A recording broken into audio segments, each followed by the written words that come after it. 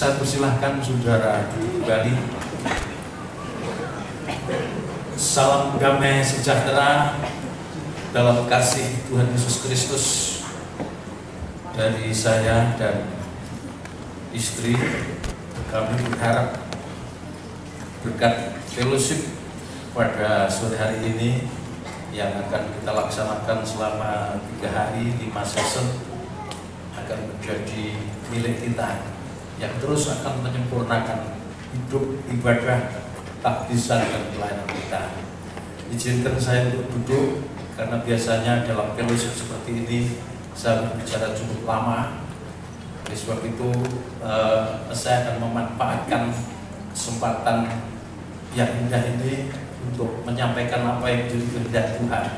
Istimewa, Tuhan kasih Tuhan tentang segala rancangan Allah, semua pekerjaan yang telah diputuskan Allah untuk dilaksanakan pada akhir zaman. Bapak Ibu, saudara sekalian yang dikasihi Tuhan, tentunya kita mengerti bahwa kita hidup pada penghujung zaman. Tanda-tanda zaman menyatakan sedemikian. Bahkan Alkitab kita sendiri juga menuliskan sedemikian rupa. Waktu kedatangan Tuhan sudah sangat dekat. Dan Tuhan Yesus katakan, jika waktunya tidak dipersingkat, maka semua daging ini akan binasa. Oleh karena umat pilihannya, oleh karena kasihnya, maka waktunya dipersingkat. Saat kedatangan Tuhan yang kedua dipersingkat. Bagaimana pengertian dipersingkat? Apakah misalkan dari 30 hari menjadi 20 hari? Tentunya tidak demikian. Ada hal khusus yang harus diungkapkan dari pemahaman itu, ya. Namun saya belum akan menyampaikan saat ini. Bapak Ibu, saudara sekalian, bagi yang sudah mengenal saya Pendeta Paulus Tribrata. Saya mulai pelayanan di Jogja tahun 84. Saudara, saya mendapat kemurahan Tuhan. Begitu saya melayani, saya mengenal pengajaran kabar mempelai. Ya, saat itu saya fellowship di Solo, kemudian saya juga fellowship di Surabaya. Hampir setiap Kamis saya sudah tiba di Surabaya, dan sampai tahun 89 hampir saya tidak pernah absen bersama istri. Kalau Kamis pagi istri saya ikut fellowship kaum wanita, kalau Jumat sore fellowship umum, kemudian ditambah setiap bulan 1 kali.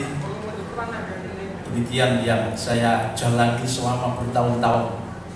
Kemudian tepatnya 24 tahun yang lalu saya mendapat rahmat Tuhan, pernyataan Tuhan, bahasa lainnya pewahyuan. Tepat tanggal 13 November tahun 1987. Waktu itu gereja masih perintisan di tengah kota, di Gandean Lor di sana. Gereja masih sangat kecil, tidak lebih dari kandang kambing.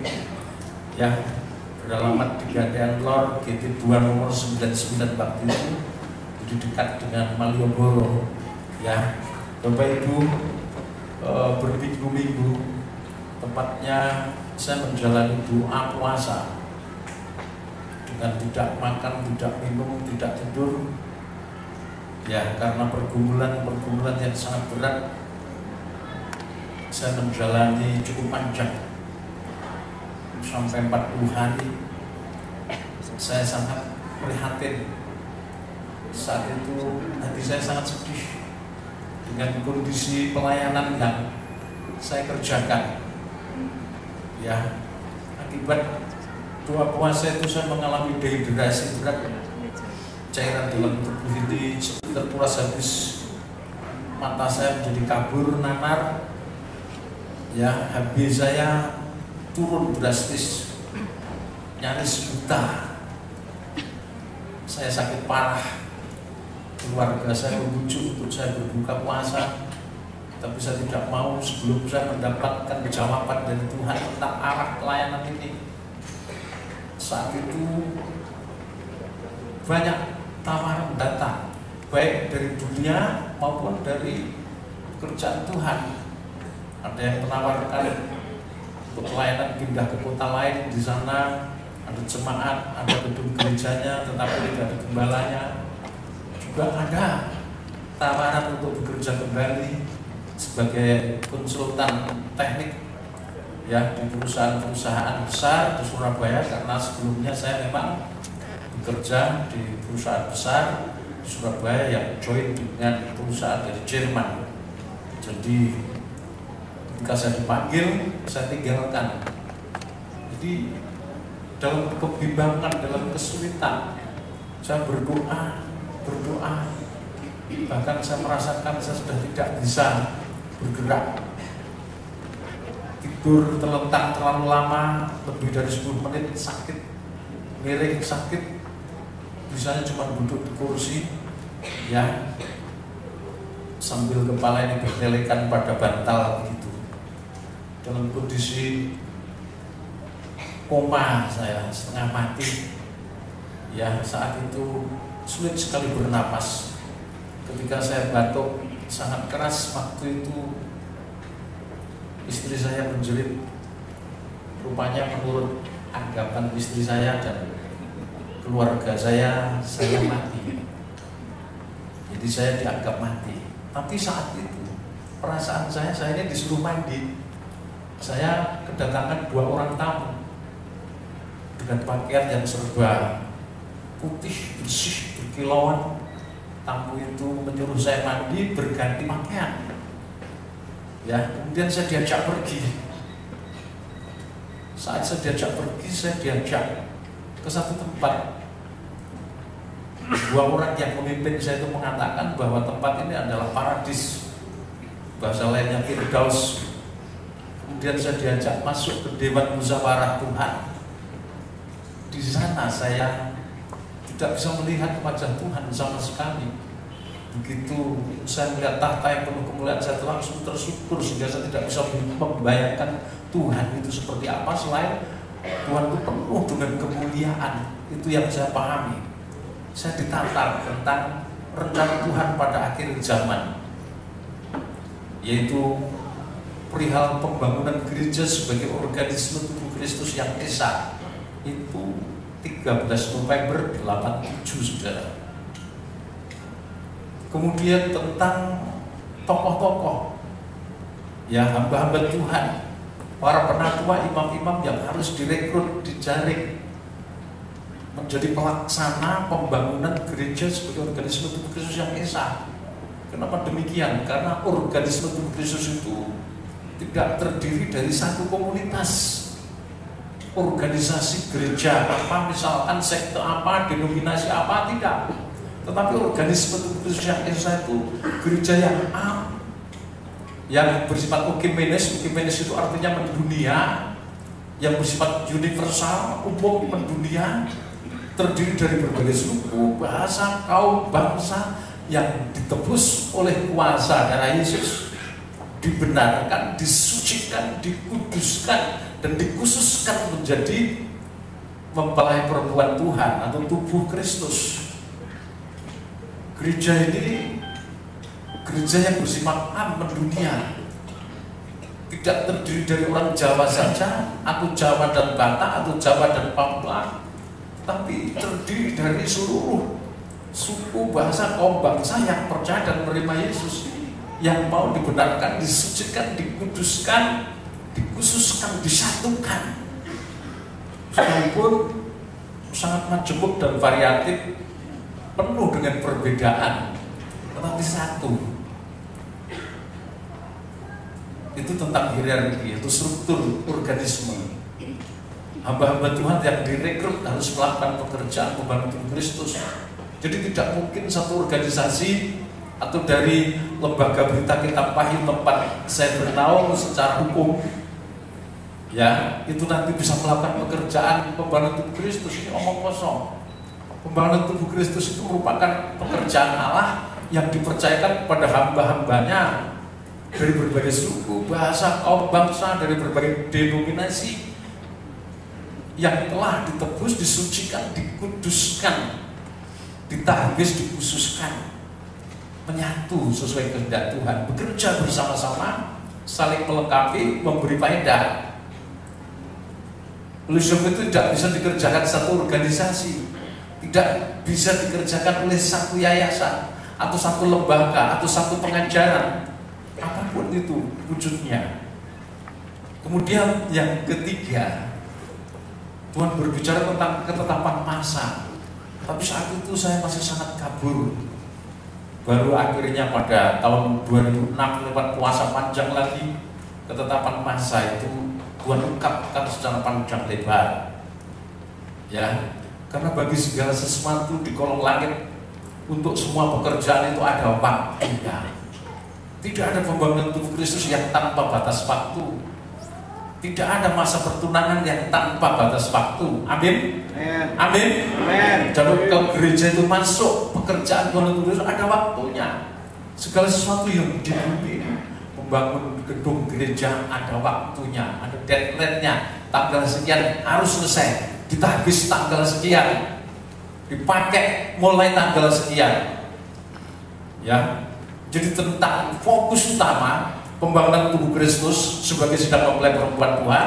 Kemudian yang kedua tentang hierarki, tentang pribadi, tentang orang-orang yang akan dipakai, dipilih dari berbagai suku, bahasa, kaum, dan bangsa. Dan luar biasa sekali, Indonesia ini dipilih Tuhan. Alkitab yang mengatakan, amin, amin, amin. Seharusnya pembangunan tubuh Kristus itu pekerjaan yang Tuhan berikan pada Israel, tapi Israel menolak. Oleh sebab itu diberikan pada orang kafir Indonesia. Apa ada ayatnya itu? Nanti pelan-pelan saya tunjukkan. Amin. Alkitab kita mengatakan, ya, bukan Yesaya 46 ayat 11 saja.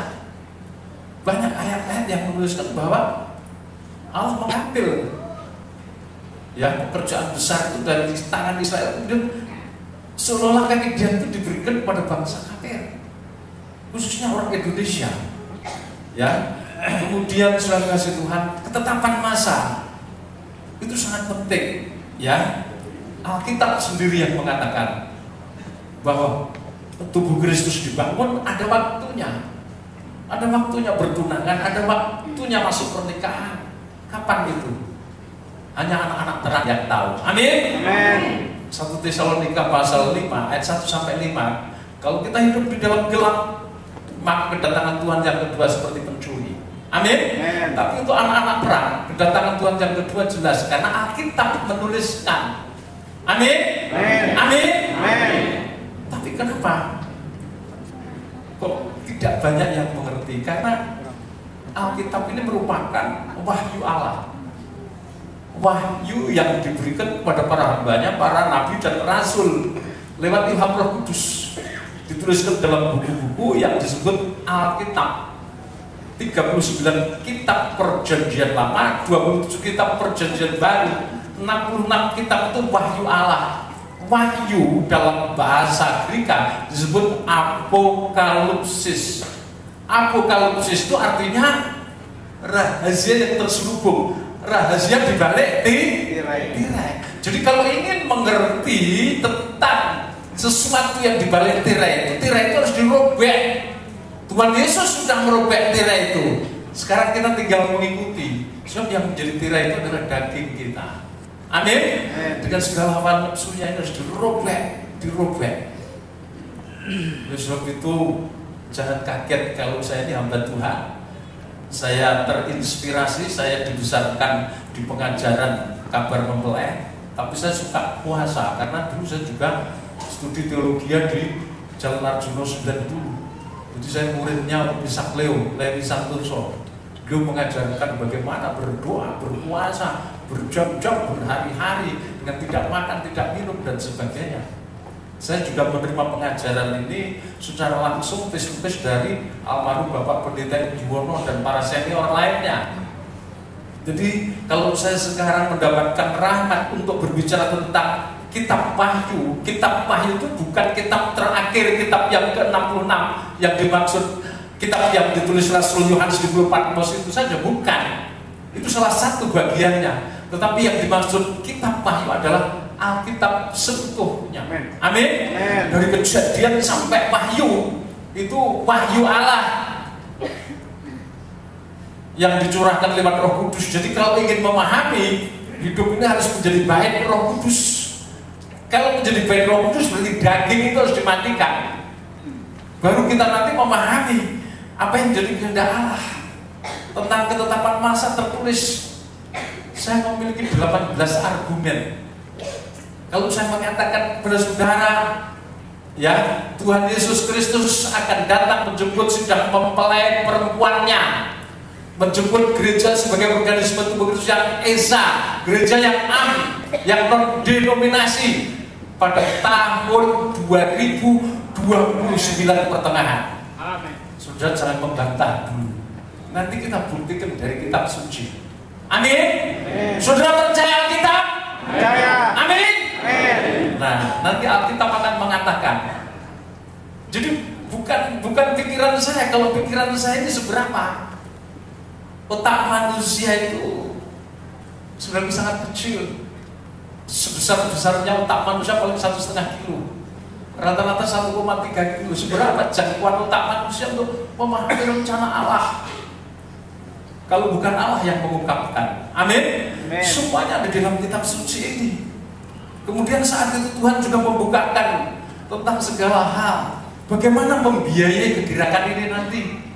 Kalau kegerakan itu masih di Jawa, masih di Bali, masih di NTT, masih di Papua, masih Sumatera ringan. Amin. Amin. Bagaimana kalau kegerakan itu sudah keluar negeri? Saya mendapat undangan dari LA, Los Angeles, untuk berbicara di sana, di Sacramento, di Portland, di Washington. Bukan Washington DC, bukan. Washington DC itu timur, ini Washington yang sebelah apa? Barat. Sebenarnya ada 2 Washington. Jadi paling selatan ini Los Angeles, timurnya utaranya Sacramento, utaranya lagi Portland, utaranya lagi Washington. Kalau saya sendiri mungkin murah. Kalau saya membawa tim, siapa yang membiayai? Kalau timnya cuma 40, kalau nanti timnya 100, timnya 200, timnya 500 orang, ini pembangunan tubuh Kristus, siapa yang membiayai? Tuhan sendiri akan membangun dan menyayangi siapa. Amin. Beri kemuliaan itu Tuhan Yesus. Amin.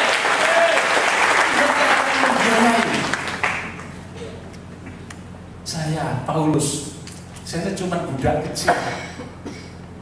Saya melakukan apa yang menjadi kehendaknya. Tuhan mau berbicara tentang pembiayaannya, sumber daya lain. Kalau hierarki itu SDM, sumber daya manusianya yang akan dipakai Tuhan, dipilih dari antara umat pilihan. Ya, ada sasaran pokok, ada SDM yang mengerjakan, yang waktunya ada, sama seperti pembangunan tabernakel juga begitu. Fokusnya membangun kemah suci, ya, SDM-nya Tuhan tetapkan ada. Amin. Ya, Bezaliel, Aholiab dari suku Dan yang mendapatkan rahmat untuk mengajarkan pembangunan tabernakel. Kenapa kok yang mengajar bukan Bezaliel? Kenapa? Ini kaitannya dengan apa yang kita lakukan sore hari ini. Bahwasanya pembangunan tabernakel rohani itu nanti akan diajarkan oleh bangsa kafir. Amin. Amin. Kenapa suku Dan yang dipilih? Suku Dan itu terlempar. Suku Dan itu tidak terpilih. Coba baca Wahyu pasal 7 itu. Ketika Israel dimeterai dari 12 suku Dan tidak ada. Karena suku Dan dihisapkan pada bangsa kafir. Maka seharusnya yang ahli dalam tabernakel itu Israel. Tetapi Israel tidak percaya sama Yesus. Israel dicampakkan karena ketidakpercayaannya. Roma 11 ayat 20 menuliskan begitu. Kita bangsa kafir dicampakkan dalam jahitan api. Amin. Amin. Jadi Aholiab akhir zaman akan mengajarkan tabernakel. pembangunan tubuh Kristus pada segala suku, bahasa, kaum dan bangsa. Amin. Amin. Ini tugas yang Tuhan percayakan di pundak kita. SDM. Kemudian waktunya ditetapkan, sama seperti pembangunan tabernakel, waktunya ditetapkan. Pembangunan Bait Allah zaman Salomo, waktunya ditetapkan 7 tahun. Ya, waktu ditetapkan sumber daya lain selain finansial, karena gerakan bukan gerakan kecil, maka kuasa juga perlu. Amin. Hikmat marifat perlu dimiliki oleh setiap hamba Tuhan yang terpilih. Saudara, apa yang saya peroleh saat itu? Semuanya saya ungkapkan kepada Bapak Pendeta Indiono. Waktu itu Bapak Pendeta Indiono selaku menerima saya sampaikan panjang lebar. Ya, pada saat itu beliau bertanya, kenapa hanya ditunjukkan hal-hal yang demikian? Apa tidak ada perkara lain yang kamu lihat? Saya berkata, oh, saat itu sebenarnya saya ingin pulang. Ketika Tuhan katakan kamu harus kembali bekerja, saya bilang, Tuhan, saya rela di sini saja. Kamu ingin jadi mempelai? Kamu ingin jadi mempelai? Atau tidak? Saya ingin jadi mempelai. Kalau begitu kamu harus bekerja. Kamu harus hidup sampai firman Allah yang digenapi. Tetap saya tidak mau. Akhirnya Tuhan membawa saya. Dua orang tadi yang ternyata malaikat Tuhan membawa saya ke Hades. Hades bahasa Greek yang artinya adalah kubur, ya, the great hell atau neraka kecil, bukan Gehenna. Kalau Gehenna itu neraka kekal. Hades itu neraka kecil, tempat orang-orang mati sebelum diadili di arah sedih. Setelah diadili baru masuk neraka yang sesungguhnya, yang itu Gehenna. Amin. Amin. Nanti yang masuk Gehenna, neraka besar itu pertama kali antikris dan nabi palsu. Ya, setelah itu baru menyusul orang-orang berdosa dan orang-orang yang tidak percaya.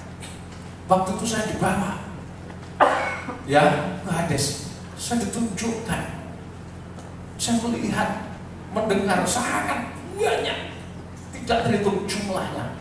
Manusia bertumpuk-tumpuk, melolong, menjerit, merintih.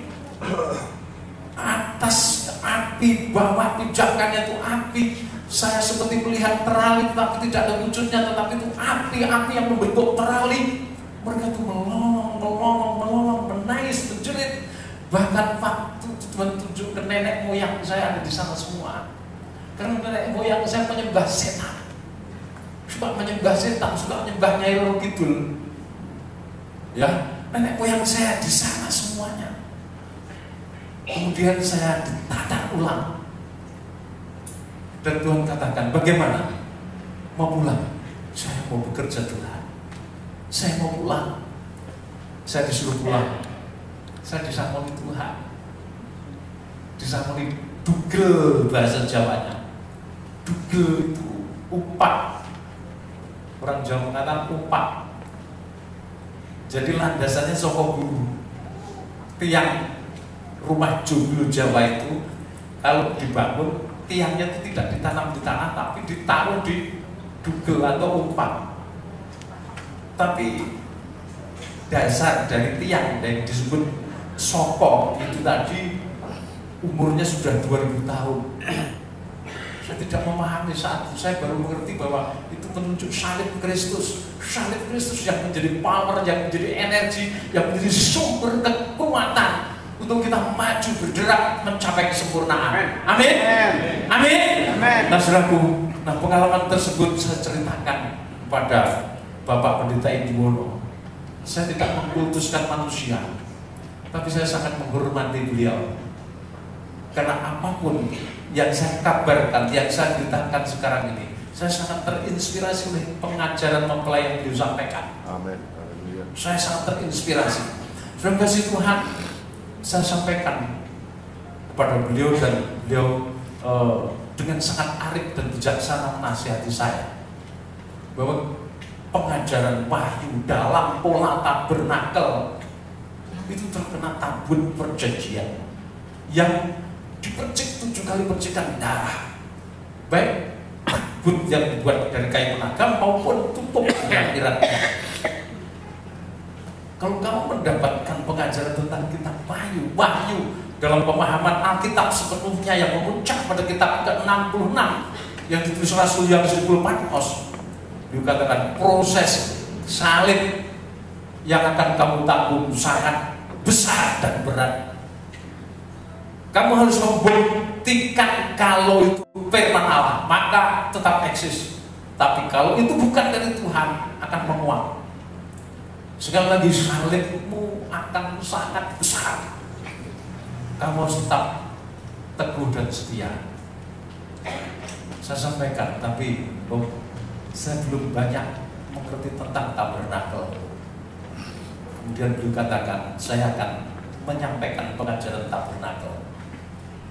Kamu nanti ikut. Dan tepat tanggal 4 April tahun 1988 sampai 4 Juni 1988 saya menjadi murid. Saat itu diselenggarakan program khusus pengajaran tabernakel selama 2 bulan. Saya ikut, saya catat dengan cermat semua yang diungkapkan beliau.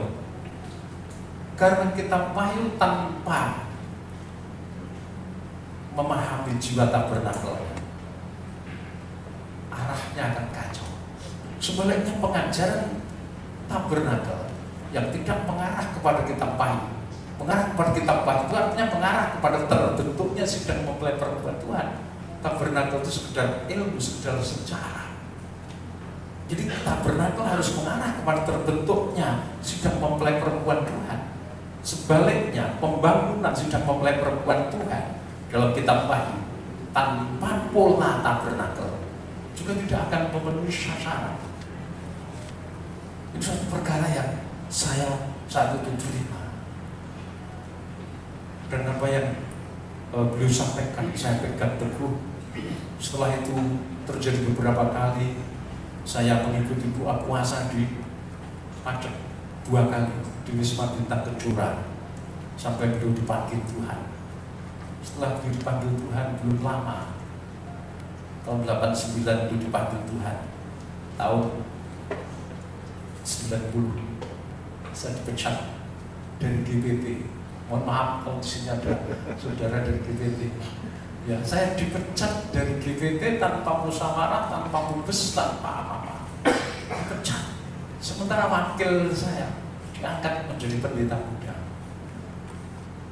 Tapi juga tidak tahu wakil saya sampai sekarang di mana. Saya juga belum pernah ketemu. Saya dipecat. Gara-gara apa? Salah satu pewahyuan yang saya ungkap itu adalah Wahyu pasal 11 ayat 1 dan 2. Ukurlah bait suci, misbah, dan orang yang beribadah di dalamnya. Nah, misbah ini pada waktu Bapak Indiono masih hidup saya sampaikan. Oh, misbah ini menurut pemahaman saya, karena saya dari latar belakang teologi, jadi ini menunjuk pada tusiasterion. Tusiasteron itu misbah, tempat menyembelih binatang, tempat untuk membakar korban sajian. Itu pemahaman tusiasterion. Jadi ini tidak menunjuk misbah dupa. Misbah dupa itu sudah include, ukurlah bait suci, berarti di dalamnya ada meja roti, pelita, dan misbah dupa.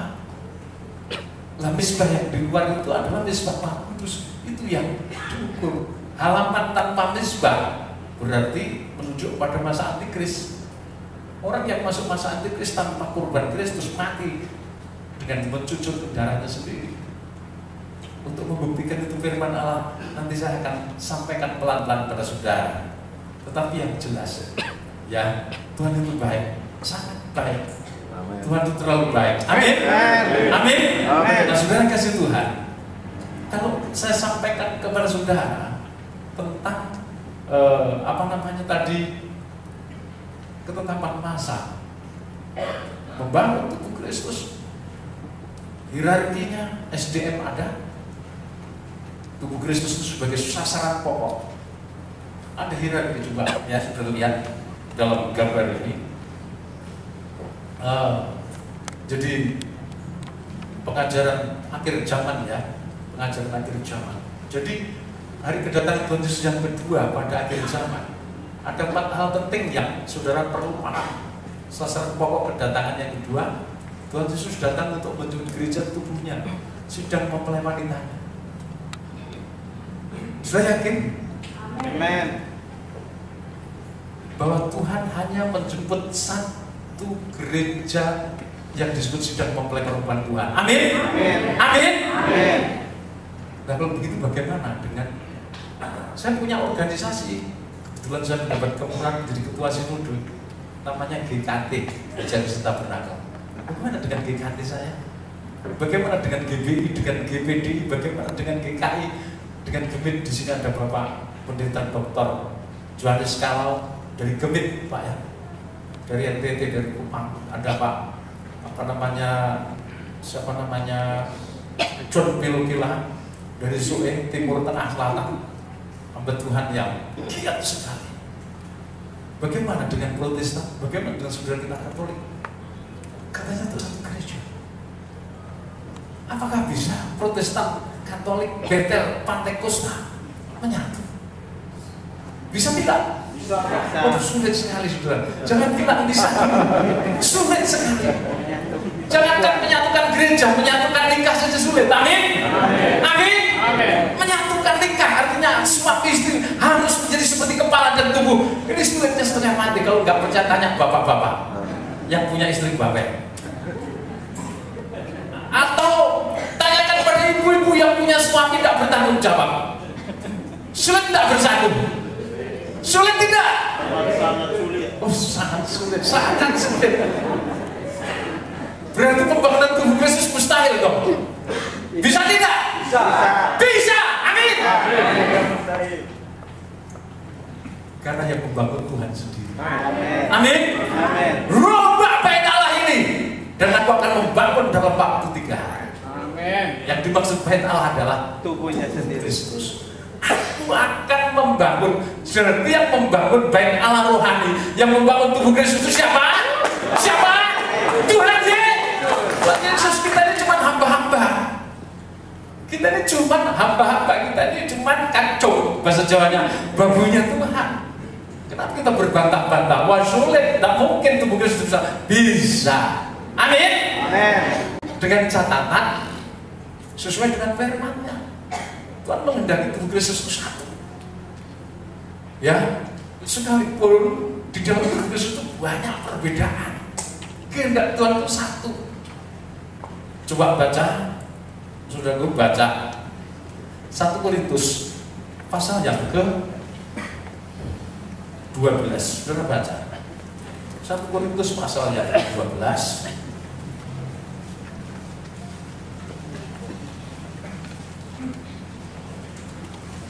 Baca ayat yang ke-12. Banyak anggota tetapi Ya. satu tubuh. Nah, perhatikan. Banyak anggota tetapi satu tubuh. Lanjut. Karena sama seperti tubuh itu satu Sama seperti tubuh itu satu, dan anggota-anggotanya banyak, ya anggota-anggotanya banyak. dan segala anggota itu Ya, terus sekalipun banyak merupakan satu tubuh, demikian pula Kristus. nah, perhatikan. Karena sama seperti tubuh itu satu dan anggotanya banyak. Dan segala anggota itu sekalipun banyak merupakan satu tubuh. Demikian pula Kristus. Hubungan antara Kristus sebagai kepala dan gereja sebagai tubuhnya itu juga seperti itu. Banyak anggotanya. Tapi kita yang terikat dalam satu kesatuan, sebab dalam satu roh kita semua, baik orang Yahudi maupun orang Yunani, baik budak maupun orang merdeka, telah dibaptis menjadi satu tubuh. Dan kita semua diberi minum dari satu roh. Nah, kita diberi minum dari satu roh.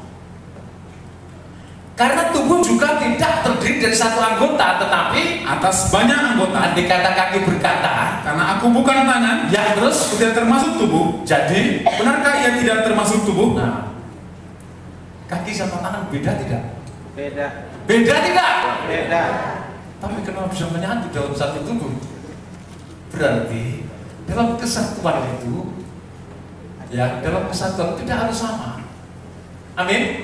Organisasi ini podo kabeh. Nyanyiane podo kabeh. Amin. Saudara tidak bisa. Saya menghargai KMI. Sekali lagi saya terinspirasi dari Kabar Mempelai Internasional. Saya bisa seperti ini karena pengajaran Kabar Mempelai Internasional. Saya juga menghargai PMA, pengajaran mempelai Alkitabiah. Sekalipun saya tidak belajar langsung dari beliau, tapi saya mendapat buku-buku beliau tentang tabernakel yang beliau sampaikan. Dan beliau sudah 2 kali ke tempat saya ini. Sudah 2 kali. Terakhir nginap 2 hari di Jogja itu. Saya dampingi kemana saja beliau. Saya sampaikan tentang malam tubuh Kristus ini. Beliau menaikkan semangat berkaca-kaca. Luar biasa. Kitab Wahyu ini Alkitabiah. Beliau berpikir kitab Wahyu itu kitab ke-66. Oh bukan. Itu memang salah satu bagian, tetapi saya sampaikan kepada beliau, pengajaran berita kitab Wahyu ini dari Kejadian sampai Wahyu 66 kitab. Dia saya sampaikan tentang segala hal seperti yang saya ungkapkan tadi. Dan saya berkata, oh diagendakan waktu untuk November tahun 2012 kita akan menyelenggarakan konferensi berita kitab Wahyu internasional dalam skala nasional. Kita akan undang dari berbagai denominasi di Indonesia, di Jogja ini. Setelah itu Tuhan perintahkan kongres ditingkatkan skala Asia Pasifik. Setelah itu ditingkatkan dalam skala internasional. Amin. Amin. Amin. Amin. Siapa yang membiayai? Tuhan. Oh, Tuhan sendiri. Saya estimasi biayanya, saya hitung. Kalau itu nanti diselenggarakan tahun 2012 di Jogja, nggak cukup 4 miliar sudah. Nggak cukup 4 miliar itu biaya. Jemaat saya kecil, tetapi saya yakin sekalipun kecil, karena mereka taat sama firman pengajaran kitab Wahyu ini, dan mereka diberkati. Amin. Amin. Saudara kasih Tuhan. Jadi tubuh Kristus ini sangat majemuk. Tubuh Kristus itu terdiri dari berbagai suku. Kita tidak bisa berkata tangan, ya aku bukan tubuh karena aku tidak seperti kaki. Atau kaki berkata aku bukan tubuh karena aku tidak seperti tangan. Artinya belum memahami makna kesatuan. Bicara tentang kesatuan tubuh Kristus, bicara tentang pembangunan tubuh Kristus, bicara tentang mempelai. Amin. Tapi tidak memahami aplikasi dari membangun mempelai itu kayak apa. Ini kurang dipahami. Terbukti sekarang banyak sekali mempelainya. Padahal Tuhan nanti menikah dengan satu mempelai atau banyak mempelai? Satu atau banyak? Satu. Nah, semua merasa diri mempelai. Lah mana mempelai yang benar? Nah, image, pendapat atau mindset seperti itu harus dirubah. Rubah bait Allah ini.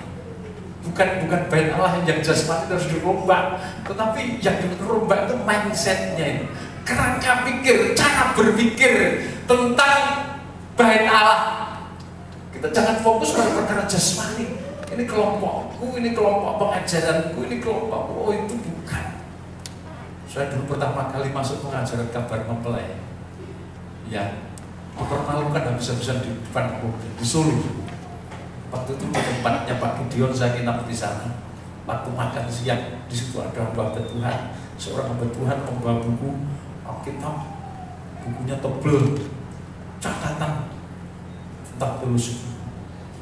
Kemudian saya berkata, Bro, karena dia masih muda sama-sama, Bro, catatannya tebal sekali. Sudah berapa tahun? Wah, ini sudah puluhan tahun ini. Saya ikut kabar mempelai. Saya bisa lihat bukunya. Dia jawab, jangan, ini tak bisa. Mungkin tak bisa. Bukan baru masuk loh. Iya, waduh, masih jauh bro, ini masih di halaman. Kita ini sudah hampir mendekati pintu tirai. Saya terpukul waktu itu, saya tidak tahu itu bahasa pintu tirai, bahasa tak bisa, tidak ngerti terus terang. Hamba Tuhan masih hidup sekarang. Betul, masih hidup sekarang.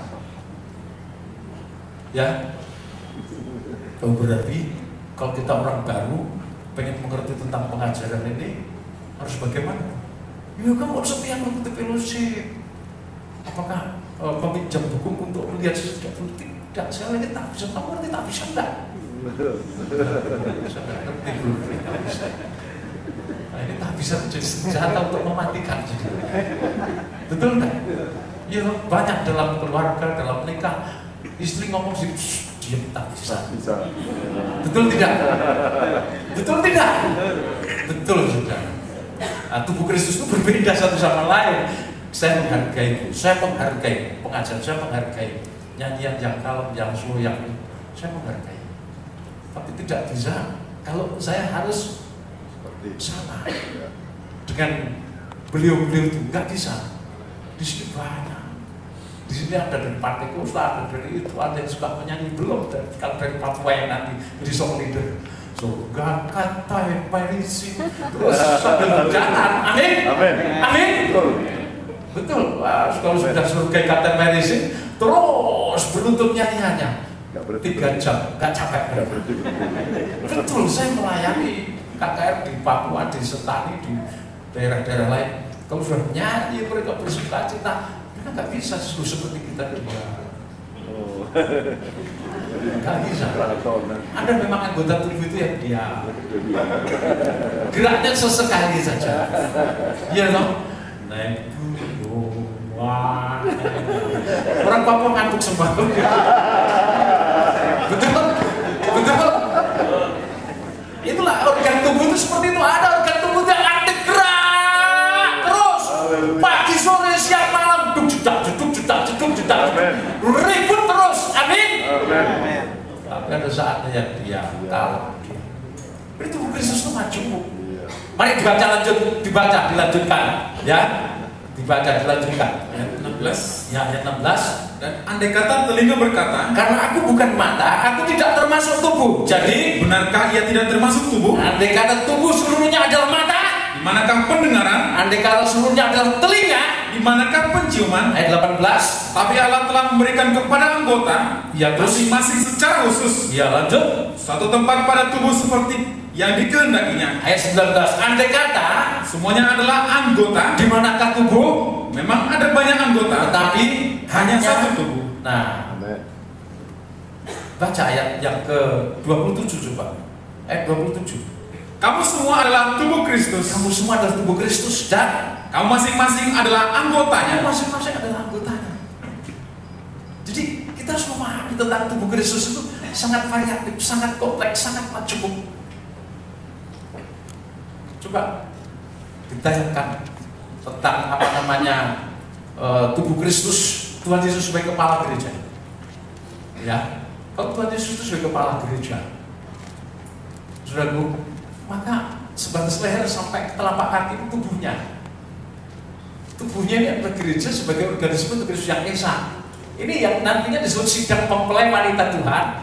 Kalau sudah membaca ayat-ayatnya, Wahyu 19 6-10 ini saat perjamuan malam kawinan domba. Di Efesus pasal 1 ayat 22 dan 23, Tuhan Yesus sebagai kepala dan gereja adalah tubuhnya. Efesus pasal 2 ayat 11 sampai ayat 22, semua tembok-tembok perpisahan yang mengkotak-kotakkan gereja, yang menjadikan gereja tercerai-berai, dihancurkan oleh kuasa salib. Amin. Amin. Amin. Amin. Jadi kalau kita nggak mau rukun, itu terlibat skandal pelecehan. Pelecehan apa? Terhadap salib yang meruntuhkan tembok permusuhan supaya dua pihak yang berseteru, puncaknya nanti kafir, semua bangsa kafir non Israel dengan bangsa Israel, anak-anak Yakub dari suku Ruben, Simeon, Lewi, Yehuda, Isakar, Zebulon, Gad, Aser, ya, Naftali, Yusuf, Benyamin, Efraim, itu nanti menyatu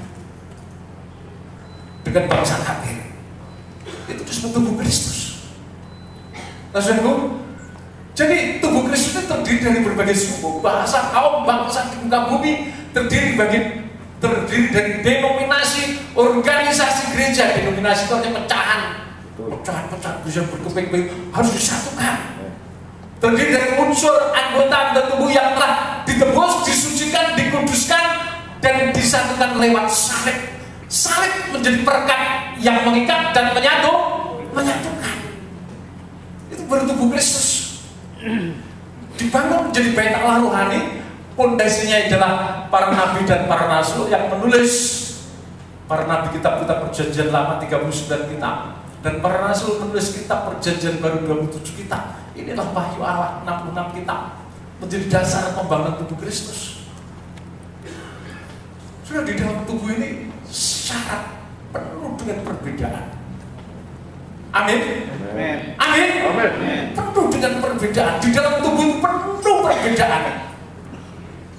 Saudara punya tubuh, tapi nun sewu bahasa Jawanya, kadang-kadang tidak memahami organ tubuhnya sendiri.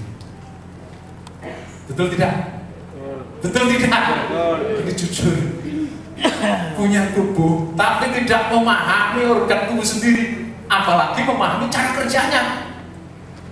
Oleh sebab itu Rasul Paulus yang sarjana teologi, Rasul Paulus yang muridnya Gamaliel, dia seorang teolog yang luar biasa yang bertobat. Sekalipun tidak langsung face to face katakan dididik Tuhan, tetapi pertobatannya lewat pertemuannya dengan Yesus. Rasul Paulus berbicara tentang pembangunan tubuh Kristus. Kalau ingin berbicara tentang pembangunan tubuh Kristus, pahami tubuhmu sendiri, pahami organ tubuh kita ini, anatomi tubuh kita ini, pahami. Sehingga nanti kita bisa berbicara tentang pembangunan tubuh Kristus. Kalau kita tidak memahami anatomi tubuh kita ini, kita berbicara tentang pembangunan tubuh Kristus adalah berbicara tentang pembangunan sidang mempelai perempuan Tuhan. Berapa lama saudara mendengar pengajaran tentang pembangunan tubuh Kristus, pengajaran tentang pembangunan sidang mempelai perempuan Tuhan? Apakah mempelai itu semakin terwujud, semakin menyatu? Faktanya bagaimana? Faktanya bagaimana? Semakin terpecah, semakin terkotak, semakin tercerai-berai. Kenapa? Karena masing-masing tidak memahami tentang makna pembangunan tubuh Kristus. Rasul Paulus mengajarkan kepada kita supaya kita memahami anatomi tubuh kita ini. Tubuh ini memang satu, tetapi terdiri dari banyak anggota. Kita tidak bisa menghakimi anggota-anggota lain yang tidak sama dengan kita.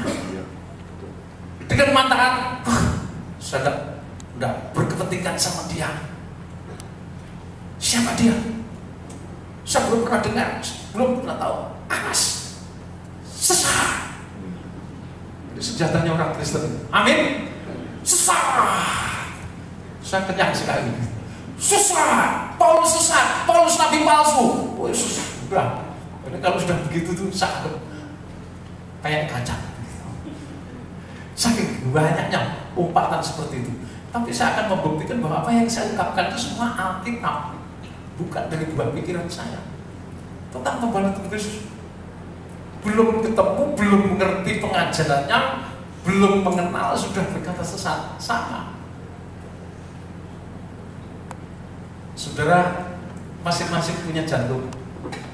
Punya jantung tidak? Ada. Punya jantung tidak? Ada. Punya. Pernahkah saudara melihat jantungmu? Tidak.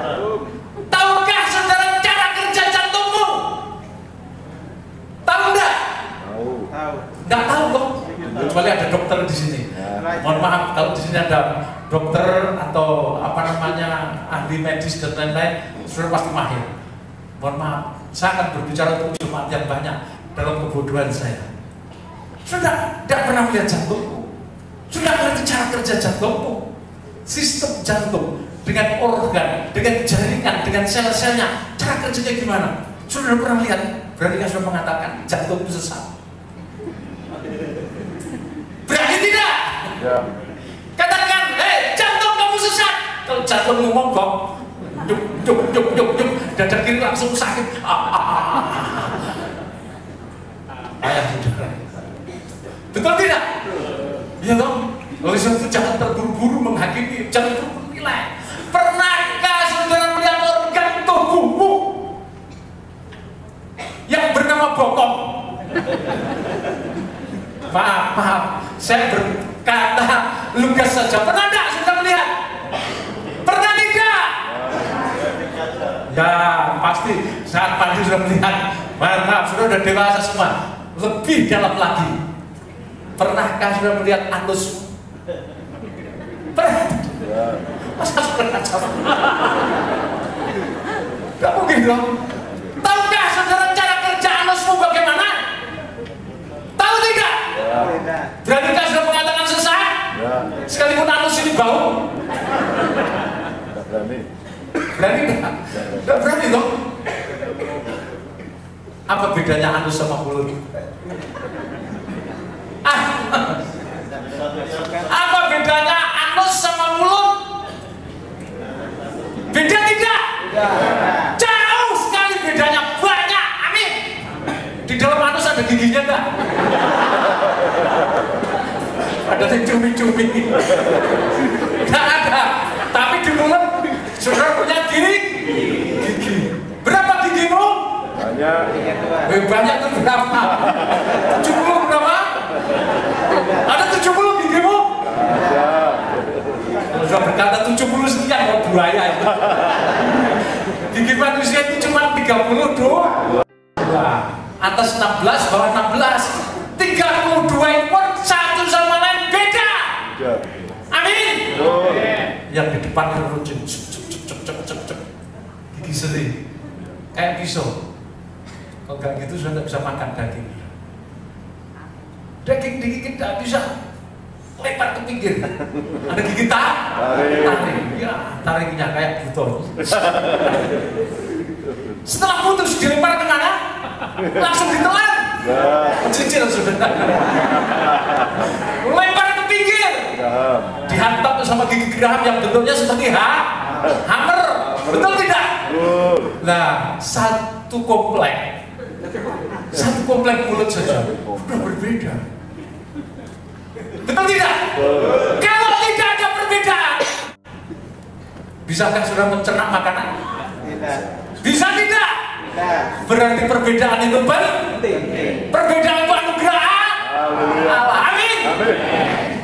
Ada gigi. Kemuliaan Tuhan. Tuhan kalau sudah bisa mengerti, jadi mulai sekarang sudah ganti mengatakan sesat. Amin. Mulai sekarang hati-hati jangan menghakimi sesama dengan seenaknya. Apalagi terhadap anggota tubuh Kristus. Di dalam satu komplek mulut ini saja ada gigi, ada lidah. Gigi sama lidah sama tak? Sama tidak? Tidak. Gigi itu kaku, Pak. Misalkan orang begitu wongnya kaku, Pak. Kaku. Nek orang ngene ya ora. Ibadah nek orang nyanyi kalau lompat-lompat ya ora. Wah, itu sesat. Saudara jangan berkata itu salah. Karena memang cara kerjanya gigi itu ya begitu. Kalau cara kerja gigimu nanti malah pengslah-pengsir gigi pasang. Gigi pasangan kawan, wis lecek. Betul tidak? Maaf, saudara, gigi saya ini juga ada apa namanya yang ditanam ya. Nah, saudara, gigi itu cara kerjanya kaku gitu, berbeda dengan lidah. Kalau lidah itu saya tanya sendiri karena memang lidah tak bertuh. Beda dengan gigi, betul tidak? Tapi ada kerjasama antara gigi dan lidah. Amin. Ada kerjasama, mereka berintegrasi, mereka berkomunikasi. Lidah itu seperti punya mata, punya telinga. Ketika gigi mengunyah, lidah bertanya, wis durung. Dokter punya 32 kali. Lidah berkata kesuwen. Amin. Nah, langsung begitu gigi kan, basic langsung lidah. Oke, bagian saya. Betul tidak? Lu sudah telat pakai lidah atau pakai tangan dijejerke? Pakai mana saudara? Pakai lidah atau pakai tangan? Lidah. Nah, begitu lidah. Sudah saya lempar. Buat sini ada amandel. Semburkan supaya kuman-kuman mati sampai di sini dan lambung ditambah di. Wah, terima kasih saudara. Sama lambung diremes-remes. diremes-remes, dicampur getah lambung. Setelah halus, klepnya lambung itu buka situ, dikirim ke duodenum, usus 12 jari. Di situ bekerja sama hati yang memproduksi empedu dilempar ke duodenum untuk memecahkan lipid zat lemak itu, diurai menjadi kalori. Kemudian pankreas dari kelenjar apa melemparkan hormon yang namanya insulin, masuk duodenum, dicamur zat lemaknya dirubah, diurai, dipecah. Kemudian selain itu glukosa, karbohidrat, glukosa pecah, dirubah menjadi kalori, lempar lagi dengan otot, masuk ke usus halus darah bergerak. Sudah siap begini, sedot, darah bekerja sekarang begitu. Protein, makanan, semua kalori didukung untuk disalurkan seluruh tubuh. Tapi sebelum disalurkan ke seluruh tubuh, tarik dulu. Apa? Oksigen dari sistem paru-paru.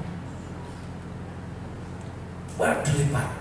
Setelah menghisap paru-paru, masuk ke serambi kanan, dari serambi kanan, serambi kiri, dari serambi kiri lempar ke bilik kiri, dari bilik kiri dipompa, yang ke pembuluh arteri, lempar ke tubuh. Wah, ini jatahnya rambut, pigmen, ireng. Amin. Jatahnya mata, vitamin apa? Vitamin D. Salah. Yang bisa membuka mata itu apa? D. Duit. D atau A? Lempar ke mata. Duit. Kalau bicara duit, nonton kan? Vitamin lain. Lempar ke mata. Kemudian apa namanya, kalsium, lempar ke tulang. Ya, kolagen dilempar ke lapisan kulit supaya kulit tidak cepat keriput.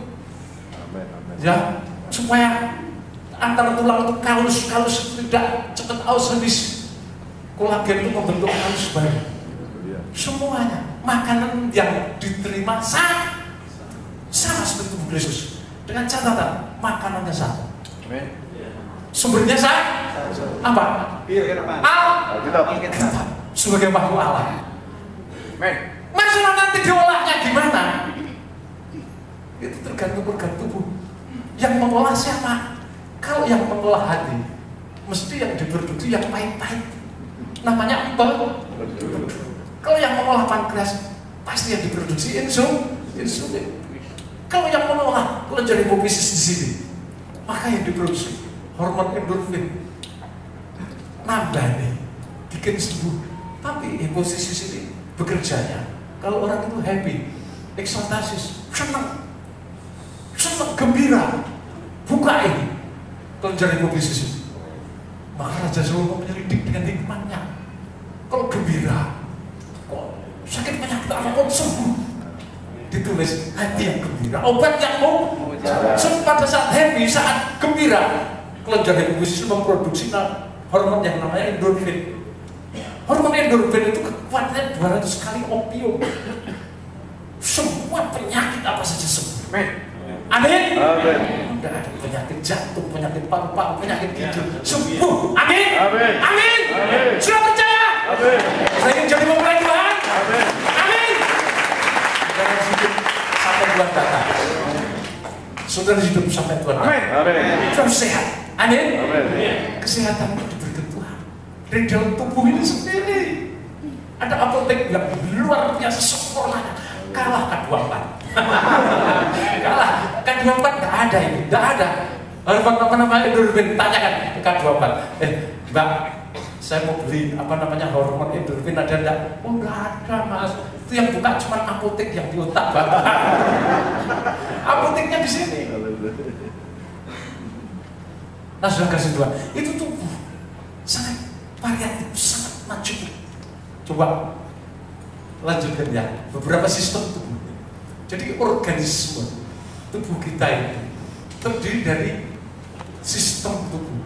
Di dalam tubuh ini ada 14 sistem. Contohnya saja, sistem darah, peredaran darah, sistem pernapasan, ya, kemudian sistem kerangka itu tulang manusia itu ada 206. Saudara nggak pernah hitung toh? Coba hitungin tulang dari telapak kaki sampai kepala ada 206. Tulang rusuk ini ada berapa? Ada berapa? 12 Pak? Masya. Tapi satu diambil sama Tuhan. Kalau laki-laki diciptakan perempuan, kalau begitu berarti satu apa? 12, 1, 11. Betul nggak? Tapi sampai sekarang tetap 12. Nah kenapa? Ini rahasia untuk hamba Tuhan. TR itu hamba Tuhan. Kalau saya bisa menjawab itu, berarti sudah ngerti kebanggaan tubuh Kristus. Bahwa sidang mempelai perempuan Tuhan itu dari tulang rusuk itu. Kenapa? Kalau dijungkol siji logikanya mesti apa? Bilang satu tinggal 2. Tapi kok tetap cuma berbeda perubahan bentuk. Nah, sistem tubuh ini memiliki organ tubuh. Ya, organ tubuh terdiri dari berbagai jaringan tubuh. Dan jaringan tubuh ini terbangun dari sel-sel yang jumlahnya jutaan bahkan miliaran. Inilah tubuh kita. Ini tubuh Kristus. Saudara, kalau kita memahami ini, ya, lanjut. Nah, ini loh, daya tahannya terbesar dalam organisme adalah terletak pada cara berbagai bagian tubuh ini berhubungan, bersatu. Berhubungan itu artinya menjalin komunikasi. Kalau berkomunikasi, ada komunikasi yang baik, pasti tidak akan terjadi kesalahpahaman. Tidak akan terjadi salah paham. Kita saling menghina, kita saling menghakimi, ya. Kemudian bersatu, ya, bersatu, berintegrasi, membangun, tapi tidak melebur, ya. Kalau melebur kan nanti jadi sama semua. Membangun, bekerja sama dalam menjalankan fungsinya untuk mempertahankan jasad organisme ini tetap sehat. Ini tubuh yang sangat perbedaan. Tadi sudah saya katakan, usus ini dari mulut sampai penuh perbedaan. Usus halus berbeda dengan usus besar. Di dalam usus besar itu sisa makanan masih diserap lagi, dan cair di situ diserap. Sebab kalau tidak nanti dehidrasi. Nah, setelah betul-betul habis tidak ada yang diserap lagi, dibuang ke rektum. Rektum itu sebelum anus. Satunya mulut. Setiap hari disikat terus. Kalau kurang harum dikasih apa? Pengharum mulut, ngempet permenan. Nah kalau anus sehari disabun peng 17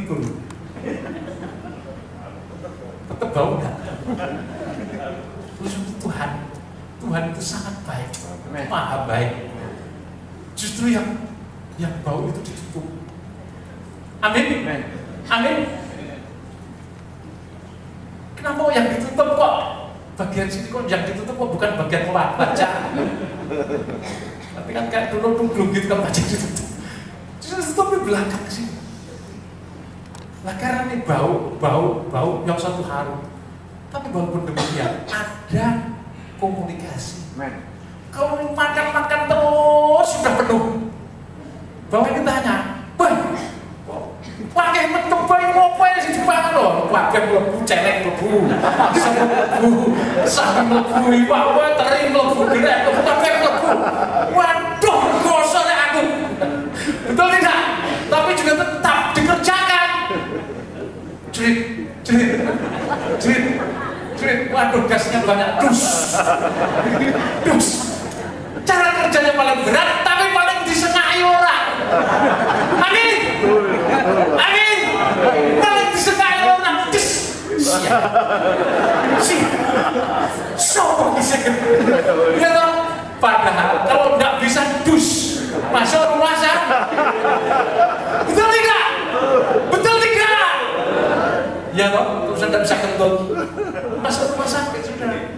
tapi disenangi orang dan disukai orang. Inilah tubuh. Tubuh itu seperti itu. Jadi kita harus paham, kalau kita ingin rukun bersatu, kita itu harus bisa berkomunikasi. Kita harus berintegrasi, membaur, bekerja sama, bahu-membahu. Jangan merasa diri paling baik terus, menganggap orang jelek. Jangan maunya mendengar, bicara terus, tidak mau mendengar. Sekali tempo kita harus jadi pendengar yang setia. Amin. Sekali tempo kita bicara. Amin.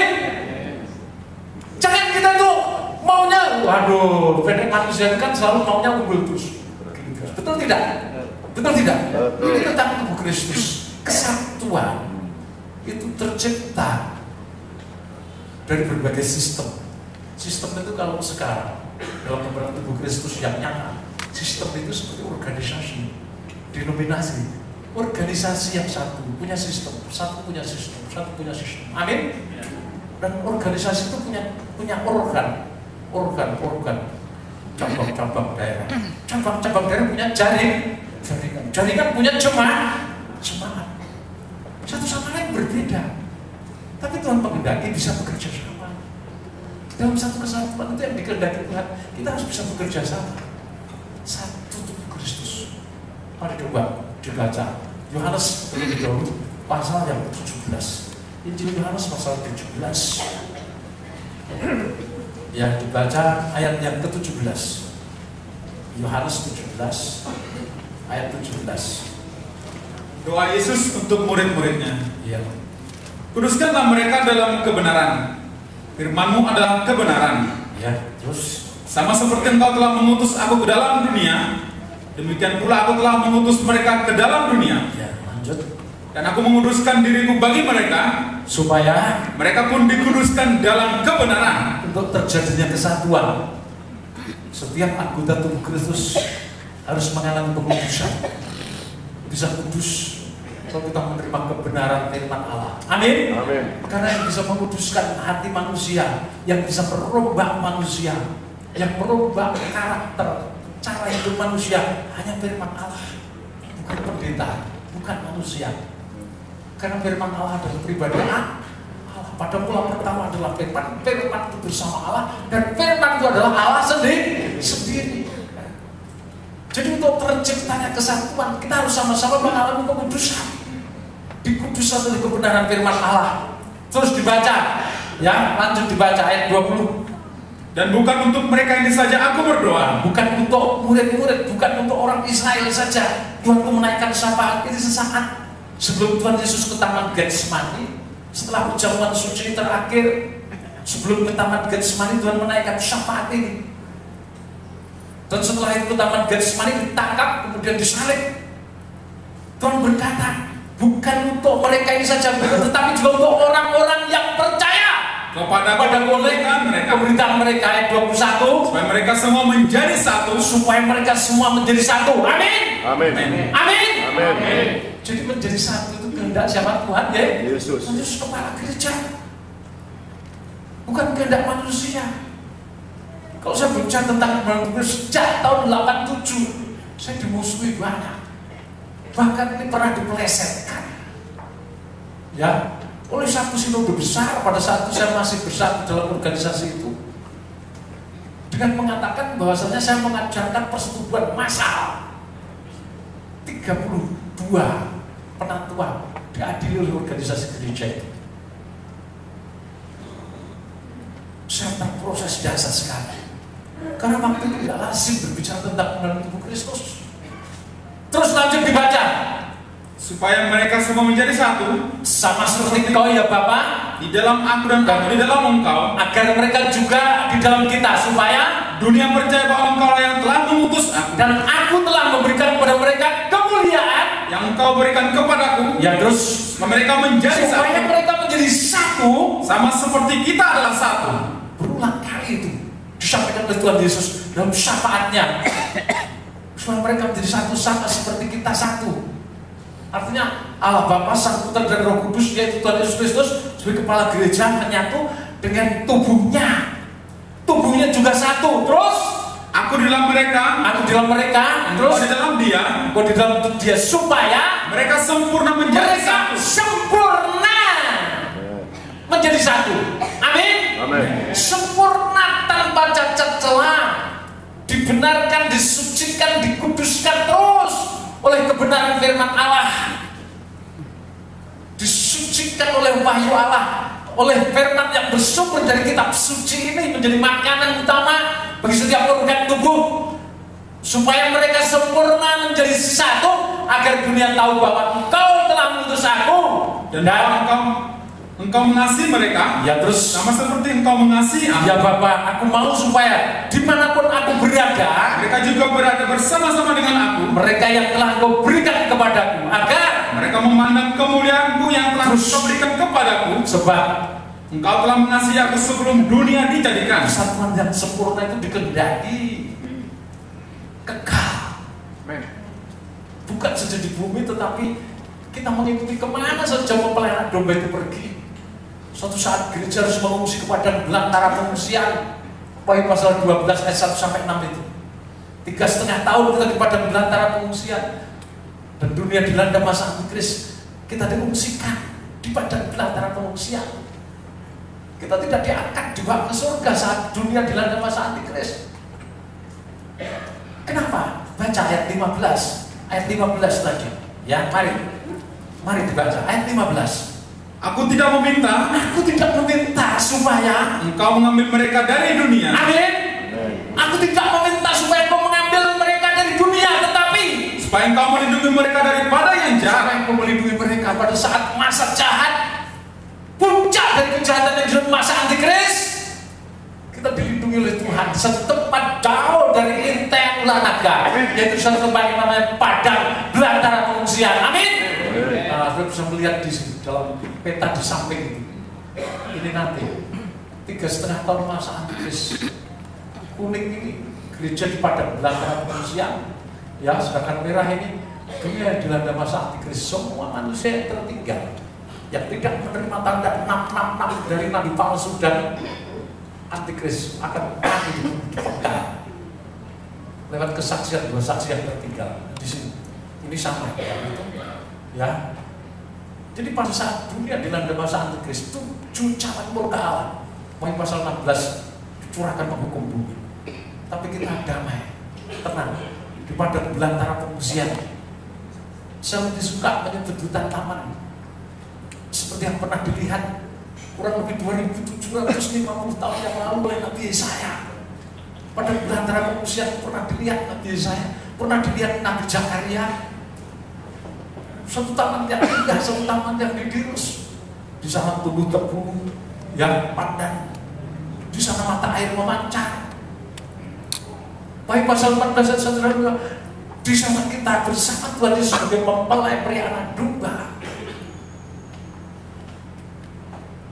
Luar biasa, saudaraku, kita akan diungsikan. Nah, Tuhan katakan, aku tidak meminta untuk Engkau mengambil mereka dari dunia.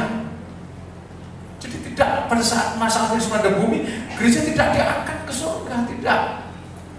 Tetap di bumi, tapi dilindungi.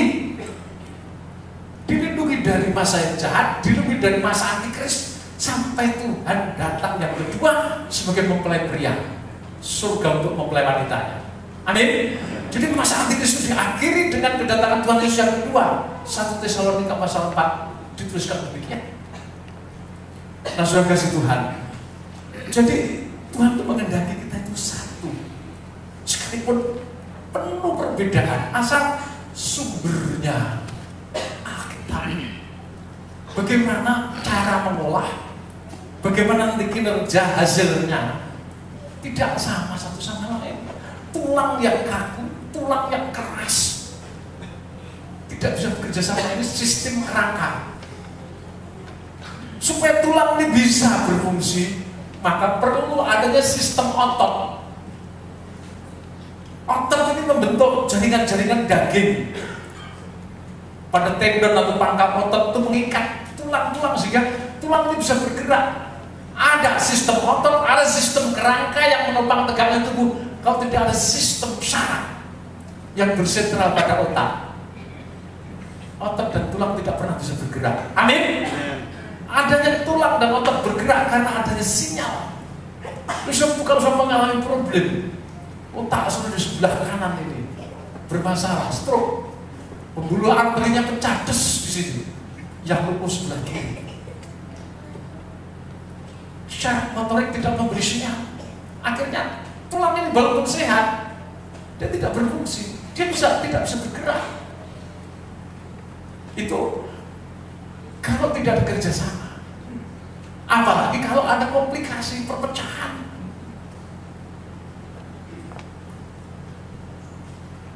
Kalau jaringan pankreas tidak mampu memproduksi insulin lagi, sehingga semua karbohidrat, semua glukosa yang masuk tubuh tidak bisa diubah menjadi kalori yang bisa dimanfaatkan atau dipecahkan.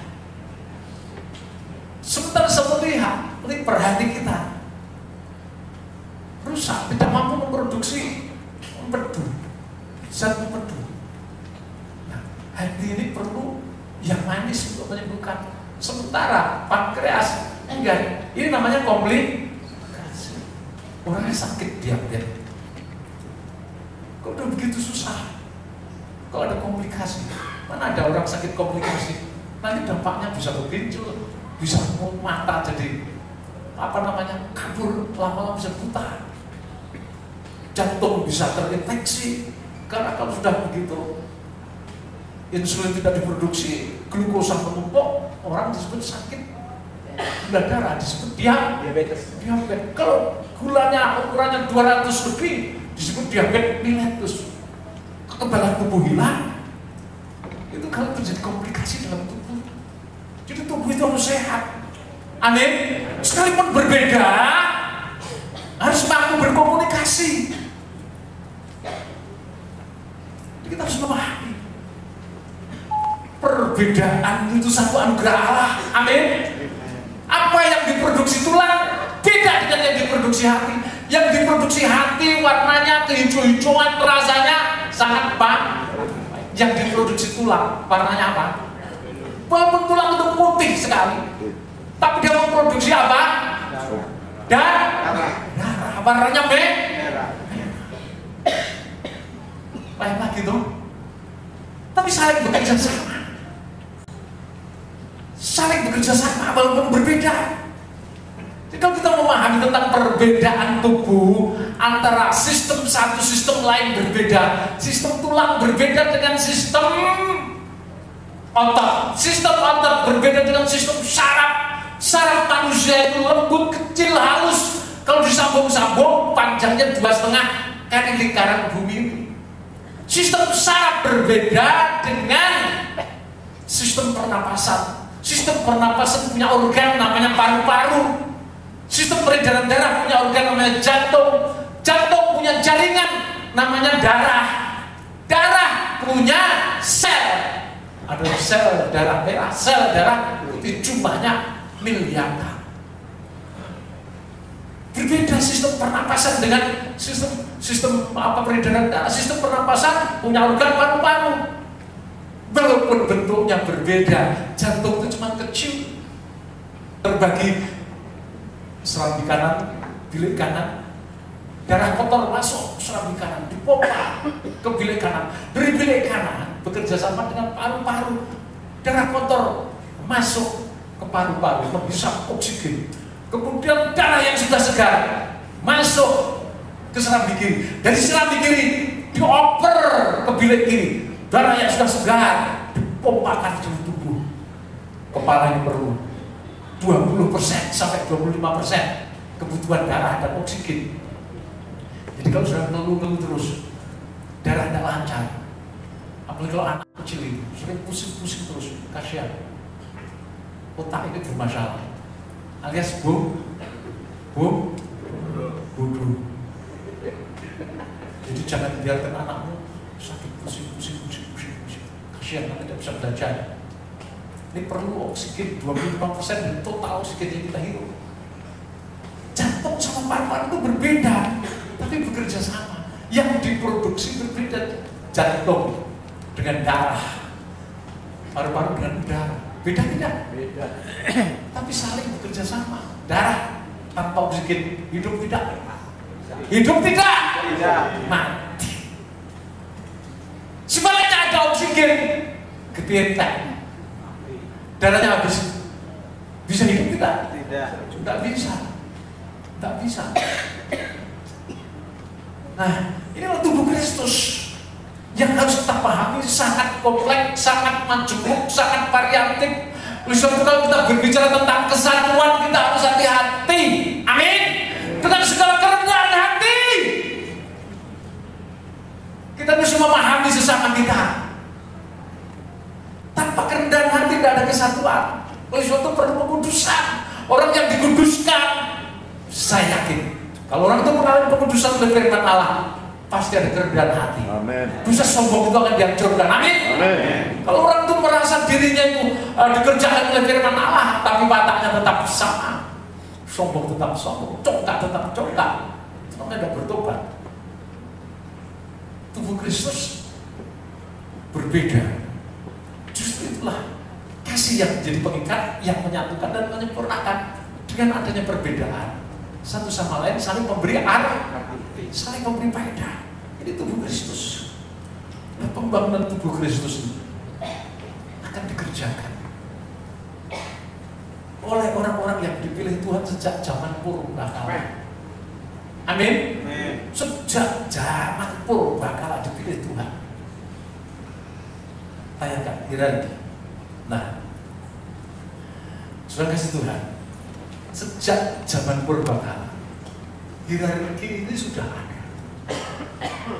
Jadi kalau saya menyampaikan ini kepada saudara, jangan berpikir itu penemuannya pendeta Paulus. Aduh, siapa saya ini? Kok bisa menemukan seperti itu? Saya ini manusia biasa sama seperti saudara. Otak saya sama seperti otak saudara. Amin. Amin. Ini rancangan Tuhan. Ini rancangan Tuhan. Bukan saya cuma penyalur aspirasi yang menyampaikan apa yang menjadi kehendak, yang menjadi putusan Allah. Untuk membangun tubuh Kristus itu perlu tim. Saudara hamba Tuhan, apalagi untuk membangun gereja yang jasmani, saudara perlu panitia membangun gedung gereja. Betul tidak? Betul tidak? Gak bisa tuh pendeta sendiri bekerja. Dan itu kan batu dewe, masak batu sendiri, gergaji kayu sendiri, dibentuk tim.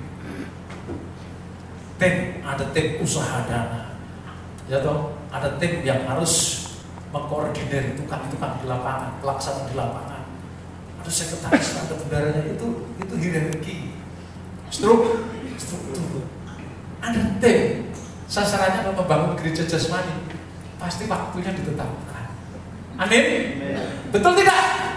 Pembangunan gedung gereja GKT Jalan Cokram Menoto 164. Waktunya kapan? Sampai Tuhan Yesus terkorak.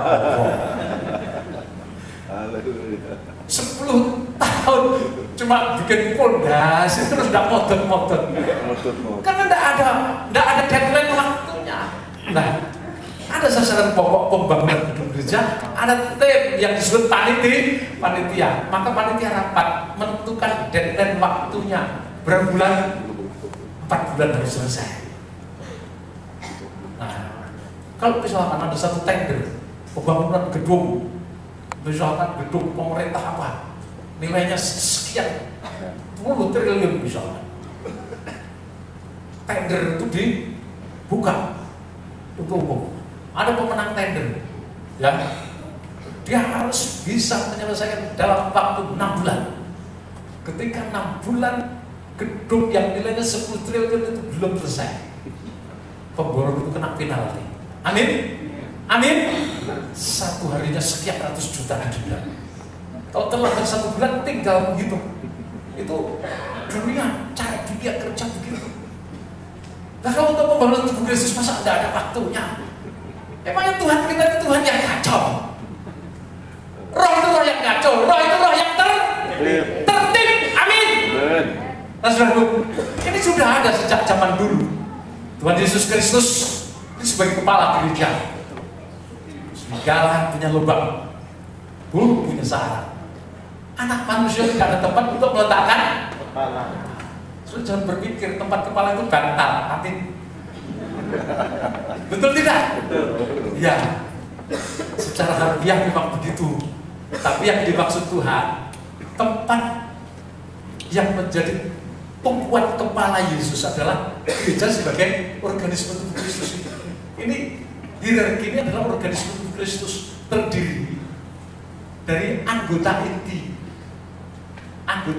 dan anggota umum. Anggota inti itu terdiri dari malaikat Garuda, malaikat Sang Surya. Itu bahasanya Rasul Yohanes. Di Pulau Patmos, malaikat Sugas Nasa. Itu bahasanya Nabi Yesaya. Burung buas, bird of prey, repenus, bird, burung apa? Buas. Ya, 7 malaikat sidang. Ini bahasanya Rasul Yohanes. 7 guru ini juga Rasul Yohanes. 7 gembala sidang. Atau 7 lubang umat manusia itu bahasanya Nabi Mika. Bahasanya Nabi Mika. Di bawahnya ada 70 penatua. Ini bahasanya Nabi Musa. Ya, ada 490 penghulu, ini bahasanya Nabi Musa juga. Apa yang tertera di sini? 1, ini dari Indonesia. 7 malaikat sidang ini 4 dari Indonesia,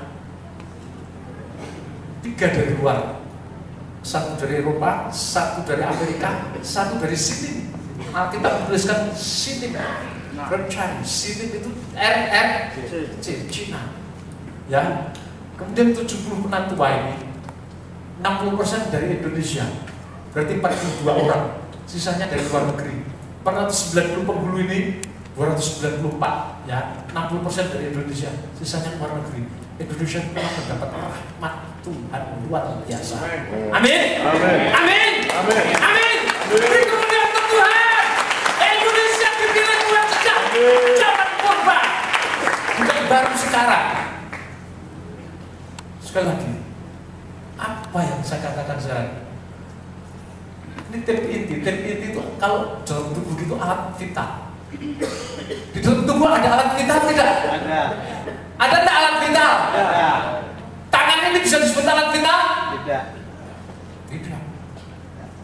Kalau jari hilang 1, masih bisa bekerja tidak? Masih. Alat vital itu apa? Contohnya saja. Jantung. Jantungnya hilang sesisih. Bisa kerja enggak? Sudah, enggak usah hilang sih. Pembuluh yang mensuplai makanan ke jantung itu namanya pembuluh koroner. Kalau pembuluh koroner itu ngadat, karena bumpet, bahasa Jawanya bumpet, sumbat. Tersumbat apa? Tersumbat apa? LDL, low density lipoprotein, kolesterol, tersumbat, membentuk perang, sehingga jantung tidak tersuplai makanan.